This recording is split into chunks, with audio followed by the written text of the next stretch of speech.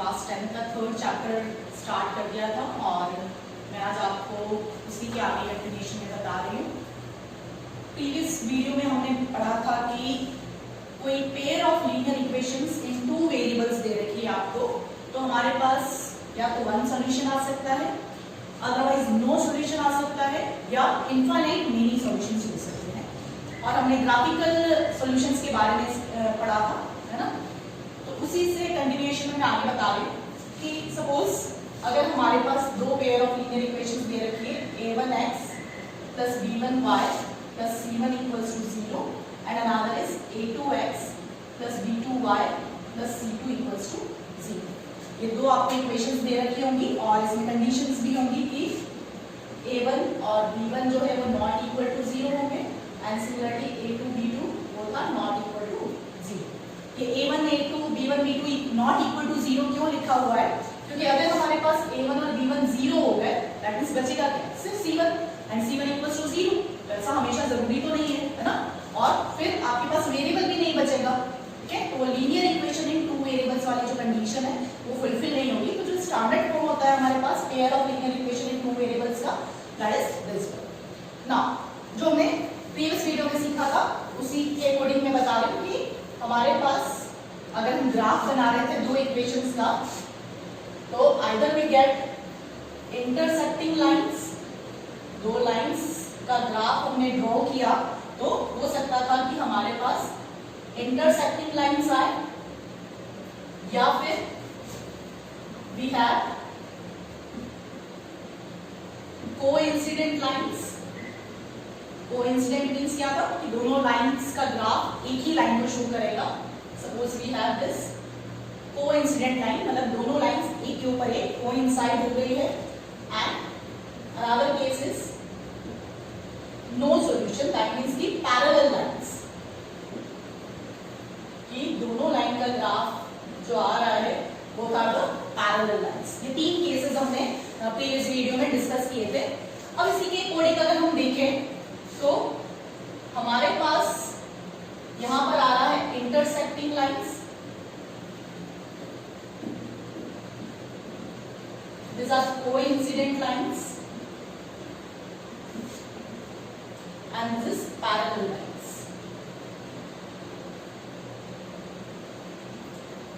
and अगर हम solution के अकॉर्डिंग बात करें तो this have one common point, so it has one solution।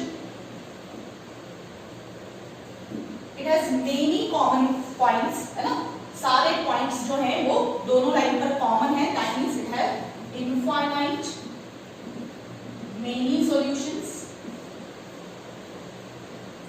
and the parallel line does not intersect anywhere, so it has no common point and so it has no solution। ठीक है।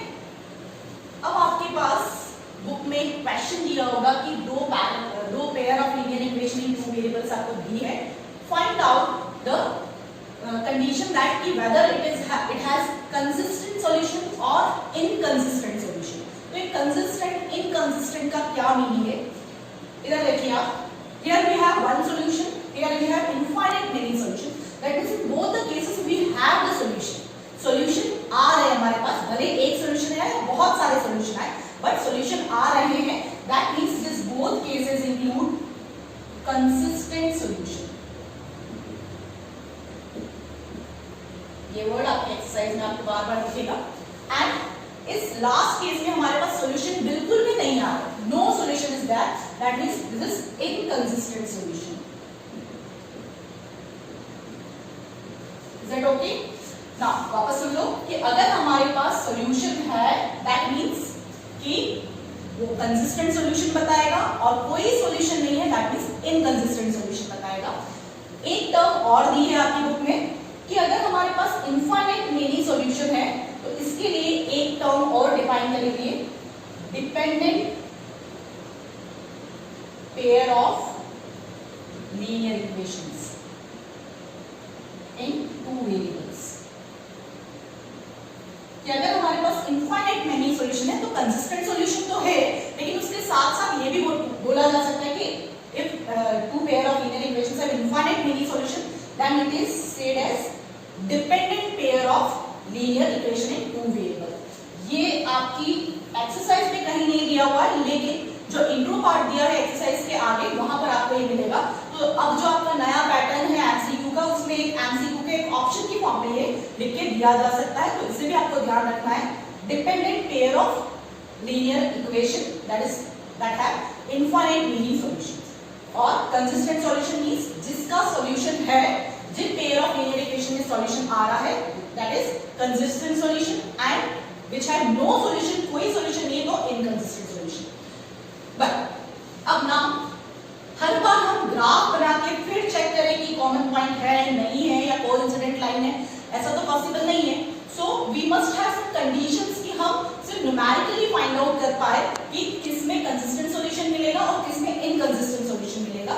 तो यहाँ पर हमारे पास ये जो कोएफिशिएंट्स हैं हमारे पास a1 b1 c1 and a2 b2 c2 जो कोएफिशिएंट्स आ रहे हैं आपके पास, उनको कंपेयर करके भी हम फाइंड आउट कर सकते हैं कि कंसिस्टेंट सॉल्यूशन आएगा या इनकंसिस्टेंट सॉल्यूशन आएगा। तो मैं उस पे बता रही हूँ, आपकी टेक्स्ट बुक में इसके ऊपर क्वेश्चन भी है और एक क्वेश्चन 1 मार्क का फिक्स है इस टॉपिक पर, हमेशा आपको बोर्ड एग्जाम में मिलेगा। So simply the condition is, सबसे फर्स्ट है हमारे पास वन सॉल्यूशन। अगर हमारे पास वन सॉल्यूशन की बात हो रही है तो क्या आएगा हमारे पास, सिंपली आपको जो x के कोएफिशिएंट्स हैं दैट इज a1 a2 उसका रेशियो देखना है, एंड b1 b2 जो y के कोएफिशिएंट है उसका रेशियो देखना है, और चेक करना है कि ये इक्वल तो नहीं है। अगर ये नॉट इक्वल है that means we have one solution, और you can say unique solution. Unique solution भी लिखा हुआ आ सकता है ना। Similarly now for the infinite solutions, infinite solutions में हमारे पास ग्राफ पर कैसी लाइंस आ रही थी, कोइंसिडेंट लाइंस आ रही थी। तो कोइंसिडेंट लाइंस के लिए हमें क्या करना है कि सबसे फर्स्ट आप a1/a2 रेशियो देखो, b1/b2 रेशियो देखो। अगर ये इक्वल आ रहा है हमारे पास, then we have to also check c1/c2, और वो भी अगर इसके इक्वल है that means we have infinite solutions, that is coincident lines वाली कंडीशन आएगी कि हमारे पास सारी टर्म्स क्या है, सेम इक्वल आ रही है। ठीक है, तो जब हमें वन सॉल्यूशन देखना है तो हमें c1 c2 की कोई जरूरत नहीं है, आप भले फाइंड आउट करो नहीं करो कोई प्रॉब्लम नहीं है, but a1/a2 is not equal to b1/b2 आना चाहिए। अगर a1/a2 और b1/b2 इक्वल है तो हमारे पास आगे जो केसेस है वो हम फॉलो करेंगे कि a1/a2 b1/b2 इक्वल है, then you have to find c1/c2। अगर वो भी इक्वल है तो हमारे पास इनफाइनाइट सॉल्यूशन होंगे। And the last case no solution. No solution हमारे पास कब आ रहा था, जब पैरेलल लाइंस थी। ओके, तो पैरेलल लाइंस के लिए भी हमें क्या करना है कि a1/a2 इक्वल्स टू b1/b2 आएगा आपके पास सेम, बट जो c1/c2 है वो नॉट इक्वल आएगा। तो जब c1/c2 नॉट इक्वल है that means we have no solution, that means parallel lines आएगी आपके पास, है ना। अब एग्जाम में जो क्वेश्चन आता है आपके पास वो किसी भी फॉर्मेट से पूछ सकते हैं कि दो pair of linear equation two variables में आपको दिए, check whether it has consistent solution or inconsistent solution, एक तरीका ये हो सकता है। या ये पूछ सकते हैं आपको कि check whether it has intersecting lines or no parallel lines or coincident lines, lines के अकॉर्डिंग भी पूछ सकते हैं, या ऐसे भी पूछा जा सकता है कि check that whether it has one solution, infinite solutions or no solution। तो तीन तरीके से इसका क्वेश्चन फ्रेम किया जा सकता है। ठीक है, और आपकी टेक्स्ट बुक में भी जो क्वेश्चन नंबर सेकंड और थर्ड दिया है उसी तरह से दिया है कि सेकंड में हमें कंसिस्टेंट इनकंसिस्टेंट के अकॉर्डिंग पूछा गया है, और थर्ड में हमारे पास intersecting at one point parallel lines और कोइंसिडेंट लाइन के हिसाब से पूछा गया है। तो हमें ये कंडीशन मेजरली याद रखनी है मेनली, है ना। और हमने देखा था कि वन सॉल्यूशन और infinite solution, that means they both have the solutions आ रहे हैं, दैट मींस हम इसको किस कैटेगरी में ले रहे थे, कंसिस्टेंट सॉल्यूशन। ठीक है, और जहां कोई सॉल्यूशन नहीं है वो क्या है हमारे पास, इनकंसिस्टेंट सॉल्यूशन। ठीक है, तो ये बहुत ही अच्छे से ध्यान रखना है आपको। 1 मार्क का क्वेश्चन फिक्स आएगा ही आएगा आपके एग्जाम में, भले एमसीक्यू में आए, शॉर्ट क्वेश्चन में आए या फिलअप्स के हिसाब से। इस बार के जो बोर्ड एग्जाम का पेपर था उसमें भी आपका एक क्वेश्चन इसी कॉन्सेप्ट पे फ्रेम किया गया है, ठीक है। तो I am starting your exercise 3.2, उसका मैं क्वेश्चन नंबर 2 लेकर बता रही हूँ कि कैसे आपको प्रॉपर्ली लिख के बताना है कि क्या पूछा गया, कंसिस्टेंट है या इनकंसिस्टेंट है। सो आवर एक्सरसाइज 3.2, ये जो मैंने अभी बताया उसके अकॉर्डिंग आपकी टेक्स्ट बुक में एक टेबल भी बनी हुई है प्रॉपर वे में ना, उसको भी आप देख सकते हो, okay. So we have in exercise 3.2 question number 2 का फर्स्ट पार्ट लेकर बताती हूँ मैं। 5x minus 4y plus 8 equals to 0 and 7x minus plus 6y minus 9 equals to 0, ठीक है।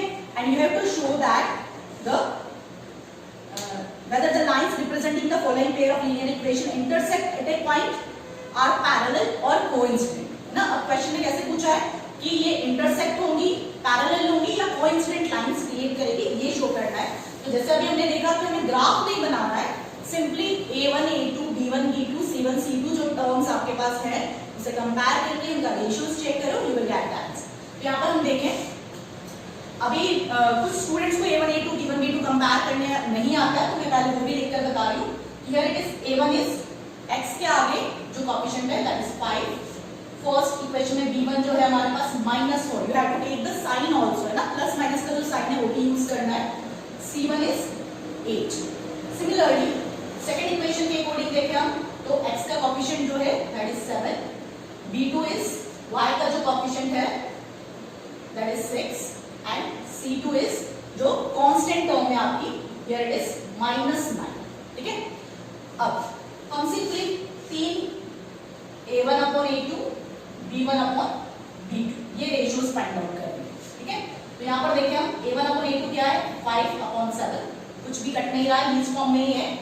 And b1 upon b2 is -4 upon 6, cut रहा है आप काट सकते हो इसे, 2 upon 3 that means this is -2 upon.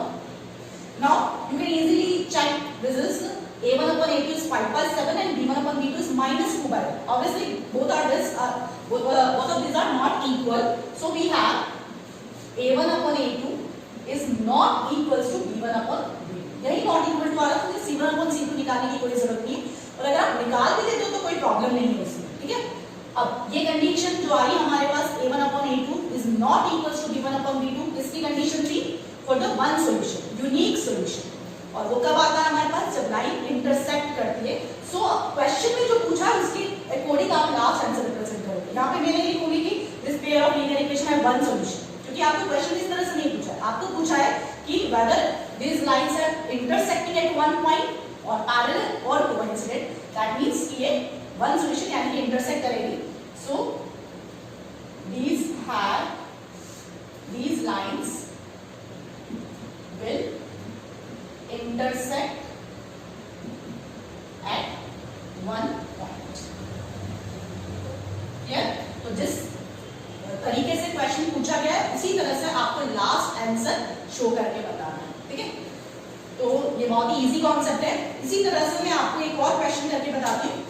This question number 3 का मैं थर्ड पार्ट करके बताती हूँ, जहाँ पे फ्रैक्शंस में ले रखा है आपको।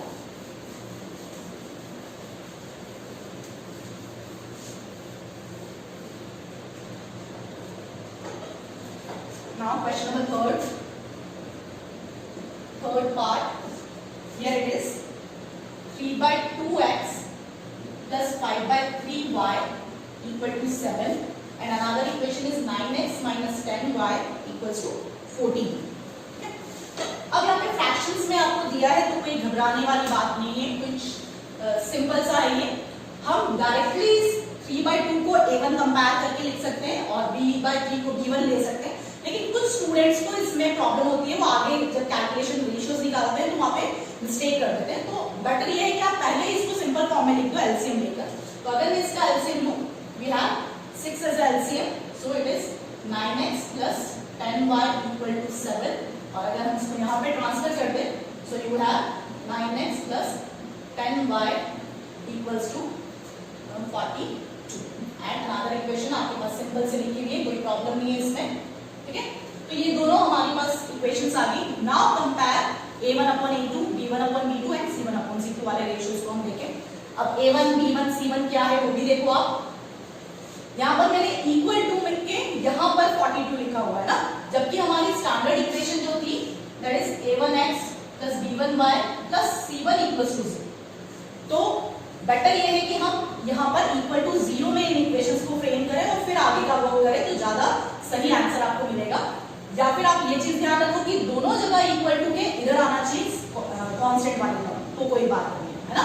बट बेटर ये कि हम स्टैंडर्ड फॉर्म की फॉर्म में चलेंगे तो कहीं आगे आपको कंफ्यूजन नहीं रहेगा। तो अगर दोनों को मैं स्टैंडर्ड फॉर्म में कन्वर्ट करूं then we have this is -42 equal to 0 and this another equation is -14 equals to 0. Now take the ratios A1 upon A2 and B1 upon B2. अब A1 upon A2 देखें हम तो here it is A1 is 9 and A2 में भी आपके पास 9 है, so it get cancelled and you get 1. And B1 में देखें हम B1 is 10 and here it is, ध्यान से देखो है ना, यहाँ पे 10 नहीं है, this is -10. Okay, this is -10 और कट गया तो हमारे पास क्या है -1। ये मोस्ट कॉमन मिस्टेक करते हैं बच्चे की यहाँ पे 9 होके हमारे पास 1 आया, वैसे 10 होके 1 आ जाएगा और 1 इक्वल है तो next case C1 upon C2 देकर करके और फिर करोगे आप। बट यहीं पे अगर हम देखें तो A1 upon A2 is 1 but B1 upon B2 is -1। That means both are not equal, है ना। क्या मिल रहा हमें, A1 upon A2 is not equals to B1 upon B2। Okay, तो यानी कि हमारा जो फर्स्ट केस था वन सॉल्यूशन का वो आएगा।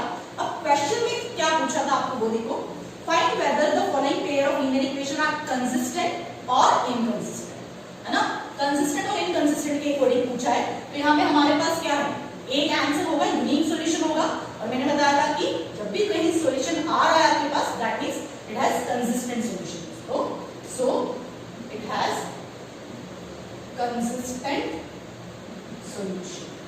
वही मैं बता रही हूँ कि क्वेश्चन में क्या पूछा है उसी फॉर्मेट में आप आंसर भी रिप्रेजेंट करो। Now I am taking another part of this question, question number 3rd। Next part I am taking this 4th part. अब 4th पार्ट देखो क्या है, question number 3rd 4th part. First equation is given as 5x minus 3y equals to 11 and second equation is minus 10x plus 6y equals to minus 22. So यहाँ पर भी अगर हम compare करें, यहाँ पे एलसीएम वगैरह लेने की कोई जरूरत नहीं, सिंपल फॉर्मेट में लिखा है, लेकिन इक्वल टू 0 में फ्रेम नहीं करा हुआ है। तो सबसे फर्स्ट आप इक्वल टू 0 में फ्रेम कर लो इन दोनों इक्वेशंस को। तो हमारी फर्स्ट इक्वेशन आ जाएगी 5x minus 3y minus 11 equals to 0 and second equation is minus 10x plus 6y plus 22 equal to 0। ठीक है, अब हम सिंपली कंपेयर करके लिखें A1 upon A2। So here A1 upon A2, A1 is A1 मेरा है यहाँ पर 5 and here A2 is minus 10। So get cancelled here and the last term is minus half. Now take the another ratio B1 upon B2. So here B1 is minus 3 and here B2 is 6. So again it get cancelled. So we have again minus। अब देखो यहाँ पर हमारे पास दोनों equal आ रहे हैं, है ना। A1 upon A2 भी माइनस हाफ है, B1 upon B2 भी माइनस हाफ है। That means we have to find the C1 upon C2 also। Okay, तो C1 upon C2 देखें हम, तो here C1 is minus 11 and C2 is 22। Again it get cancelled and you get minus half। तो हम यहाँ पे easily देख पा रहे हैं कि तीनों ही रेशियोज हमारे पास क्या है, इक्वल है और माइनस हाफ के बराबर आ रहे हैं। So we get the condition A1 upon A2 equals to B1 upon B2 equals to C1 upon C2। और क्वेश्चन में जो लिखा है हमारे पास कि कंसिस्टेंट सॉल्यूशन है या इनकंसिस्टेंट सॉल्यूशन है, उसके अकॉर्डिंग हम देखें तो पहले आप ये चेक करो, याद करो कि ये किसकी कंडीशन थी, कंसिस्टेंट सॉल्यूशन पैरेलल लाइंस की थी या कोइंसिडेंट लाइंस की थी। सारी टर्म्स इक्वल है, यानी कि एक जैसी लाइन है, एक जैसी लाइन है मतलब कि कोइंसिडेंट लाइंस है, और कोइंसिडेंट लाइन है मतलब कि हमारे पास बहुत सारे सॉल्यूशंस है, और जब बहुत सारे सॉल्यूशंस है दैट मींस सॉल्यूशंस हैं आपके पास। और मैंने बताया था कि जब भी सॉल्यूशन है, भले वन सॉल्यूशन है या इनफाइनाइट सॉल्यूशन है, यू हैव कंसिस्टेंट सॉल्यूशन। ठीक है, तो अगर आपको पूछा जाए लाइंस के अकॉर्डिंग तो it has coincident lines, solution के हिसाब से पूछा जाए तो it has infinitely many solution, and consistent inconsistent के लिए पूछा जाए तो consistent solution.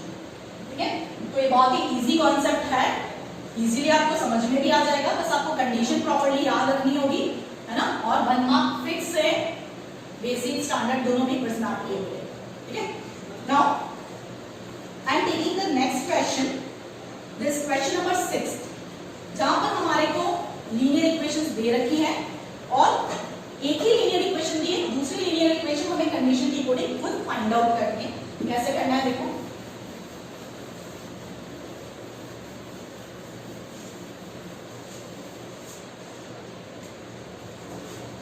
now question number 6, we have 2x plus 3y minus 8 equals to 0, and write another equation in two variables such that the geometrical representation of the pair so formed is first part intersecting lines,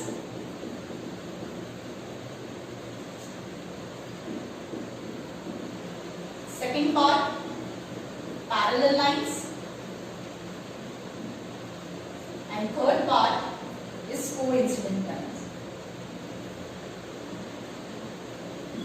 That means question में ये बोलना चाह रहे हैं कि एक equation आपको दे के रखी है ना, क्वेश्चन में गिवन है हमें, and we have to find another equation such that कि उन दोनों से अगर हम ग्राफ प्लॉट करें, ज्योमेट्रिकली रिप्रेजेंट करें, तो आपके पास इंटरसेक्टिंग लाइंस आए। तो अब ये सिंपली हमने अभी जो रेशियो वाली टर्म पढ़ी उसी के हिसाब से आप फॉलो करोगे तो आ जाएगा कि इंटरसेक्टिंग लाइंस में हमारे पास रेशियो क्या था कि a1 upon a2 is not equals to b1 upon b2। ठीक है, तो सिंपली हम यहाँ पर क्या है, जो भी आपके पास a1 b1 वाली टर्म्स है उसके हिसाब से हम इस तरह से a2 और b2 ले कि आपके पास ये रेशियोज इक्वल नहीं आए, है ना। जैसे सपोज मैंने ले लिया कि 3x plus 5y minus 7 equals to 0, ये मन से अपने कुछ भी आप आंसर ले सकते हो। तो अगर मैं देखूं यहाँ पर तो a1 upon a2 मेरा यहाँ पर आ रहा है 2 upon 3 and b1 upon b2 आ रहा है मेरे पास 3 upon 5, इक्वल नहीं है, दैट मींस कि क्या होगा, इंटरसेक्टिंग लाइंस आएगा। ऐसा नहीं है कि ये एक ही फिक्स आंसर है, हर स्टूडेंट अपने हिसाब से अलग आंसर बना सकता है ना। जैसे एक और हम ट्राई करें अगर, तो suppose I am writing here 7x plus 10y minus 2 equal to 0। तो यहाँ पर भी आपके पास क्या है, ये और ये वाली लाइन जो है गिवन लाइन वो आपको इंटरसेक्टिंग लाइंस प्रोवाइड करेगी as 2/7, a1 upon a2 ratio is and b1 upon b2 is 3/10, not equal है, दैट मींस क्या होगा, ये इंटरसेक्टिंग लाइंस के केस में आ जाएगा। नाउ सिमिलरली अगर हमें इसी इक्वेशन के अकॉर्डिंग पैरेलल लाइंस बनाना है, तो पैरेलल लाइंस की कंडीशन सोचो कि आपके पास क्या थी, the condition is a1 upon a2 equals to b1 upon b2 is not equal to c1 upon c। मतलब a1 upon a2 b1 b2 जो है उनका रेशियो इक्वल है, लेकिन c1 c2 का इक्वल नहीं है। तो हमें सिर्फ लास्ट टर्म पे फोकस करना है कि वो रेशियो अगर हम चेंज कर दें तो आपके पास पैरेलल लाइंस आ जाएगी। तो बहुत ही सिंपल केस अगर हमको देखना है तो हम लिख सकते हैं 2x plus 3y में एज इट इज रहने दूं, और जो मेरा c2 बनेगा है ना, c1 is -8, तो c2 आप इस तरह से लो कि इनका जो रेशियो आ रहा है, अभी मेरे पास क्या रेशियो आएगा 2/2 दैट इज 1, 3/3 दैट इज 1। तो मैं यहाँ पर जो रेशियो है वो चेंज करना चाहती हूँ, तो मैं यहाँ पे कुछ भी लिख सकती हूँ कि +5 लिख दिया सपोज मैंने, तो ये गिवन इक्वेशन और ये इक्वेशन आपको क्या देगी, पैरेलल लाइन देगी, क्योंकि a1 upon a2 1 आ रहा है, b1 upon b2 भी 1 आ रहा है, लेकिन c1 upon c2 क्या आ रहा है हमारे पास -8/5। तो ऐसे हम कुछ भी चेंज कर सकते हैं। सपोज कि हम आगे वाला भी सेम नहीं रखना चाह रहे हैं, तो आप किसी भी मल्टीपल से उसको इनटू कर दो। जैसे सपोज कि मैंने 2 से प्रोडक्ट कर दिया इन दोनों टर्म्स, और लास्ट वाला आप अपने मन से कैसे भी चेंज कर सकते हो। तो सपोज मैंने अगर 2 से मल्टीप्लाई किया, यू हैव 4x, उसको भी 2 से मल्टीप्लाई किया, मैंने 6x आया। अब जो लास्ट टर्म है उसको 2 से मल्टीप्लाई नहीं करना है, बाकी आप किसी भी टर्म से, स्केलर टर्म से आप इनटू कर सकते हो। तो जैसे मैंने इसको 3 से मल्टीप्लाई कर दिया 8 को, तो 8 3 जा 24। तो अब अगर हम रेशियोज देखेंगे तो क्या हो जाएगा, देखो a1 upon a2 आएगा मेरे पास 2/4 that is 1/2 is a1 upon a2। b1 upon b2 देखें अगर हम, so we have 3/6 that is again 1/2 and C1 upon C2 देखें अगर हम तो वी हैव -8 और this is -24, so this is 1/3। तो ये दोनों इक्वल है आपके पास, बट ये इक्वल नहीं है। तो ऐसा कुछ भी मल्टीपल से किसी भी नंबर से मल्टीप्लाई करके और इस तरह से नई इक्वेशन क्रिएट कर सकते। Now the last one, coincident lines. Coincident line की condition A1 upon A2 equals to B1 upon B2 equals to C1 upon C2। ये कंडीशन बहुत इजीली याद रख सकते हो। कोइंसिडेंट लाइन मींस एक ही लाइन है, एक ही लाइन है, मतलब सब कुछ एक जैसा होना चाहिए, मतलब सब कुछ इक्वल होना चाहिए। ठीक है, तो आपको थोड़ा सा याद रहेगा कि यहाँ पे दोनों जगह इक्वल आ रहा है। नाउ जैसे अभी हमने यहाँ पे कोई भी नंबर मल्टीप्लाई करके किया, वैसे ही हम यहाँ पे कर सकते हैं, लेकिन अब आपको क्या है, C1 upon C2 भी इक्वल चाहिए। तो जैसे हमने यहाँ पे 2 पे मल्टीप्लाई किया था, वैसे पूरी इक्वेशन में अगर हम 2 से मल्टीप्लाई कर देंगे तो ये इक्वेशन आ जाएगी आपके पास, ये कंडीशन आ जाएगी। तो अगर 2 से मल्टीप्लाई करें then 4x 6y and -16 equal to 0। तो ये आपके पास नई इक्वेशन फ्रेम हो गई जो इसके साथ कोइंसिडेंट लाइंस बनाएगी और आपके पास ये रेशियो आ जाएगा। ठीक है, तो इस क्वेश्चन में बहुत सारे आंसर्स हो सकते हैं, हर स्टूडेंट अपने हिसाब से नई इक्वेशन फ्रेम करके और आंसर दे सकता है, तो इसमें कोई प्रॉब्लम नहीं है।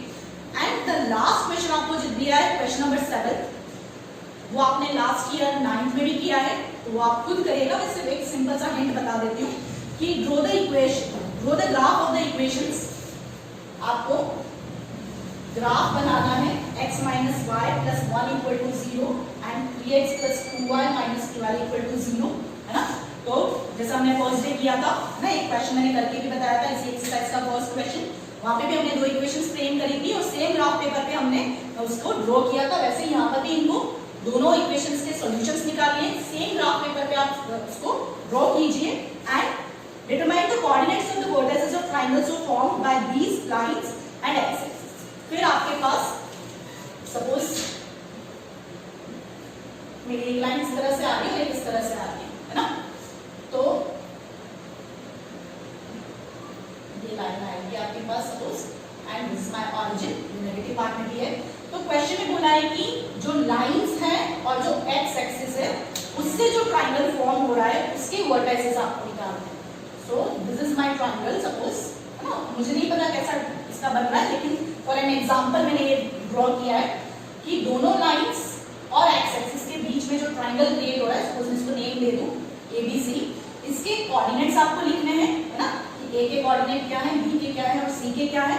And one more question is given in this, and shade the triangular region, कि जो भी आपके पास ट्रायंगुलर रीजन आया है उसको आपको शेड करना है। तो इस टाइप के क्वेश्चंस आपने लास्ट ईयर भी करे हैं, टेक्स्ट बुक में नहीं थे, लेकिन एक्स्ट्रा क्वेश्चन के पार्ट्स में हमारे पास ये 9th क्लास में भी था और बहुत सारे एग्जाम्स में भी आता था। तो ये क्वेश्चन आपने ऑलरेडी कर रखा है। ठीक है, तो शेड करना है और सिर्फ वर्टिसेस जो है उसके आपको कोऑर्डिनेट्स लिखने हैं। तो नेक्स्ट वीडियो में मैं आपका नेक्स्ट मेथड लूंगी, that is the substitution method, और बहुत ही इंपॉर्टेंट मेथड है क्योंकि ग्राफिकल मेथड आपको तभी करना होता है जब आपको बोला जाए, क्योंकि ग्राफ बनाना हर बार हर इक्वेशन का ग्राफ बनाना इजी नहीं होता है, थोड़ा सा टाइम टेकिंग होता है। सो हम एल्जेब्रिक मेथड्स जो है, that is our substitution method, cross multiplication method and elimination method, वो आगे की वीडियोस में मैं कराऊंगी। सो बी विथ मी।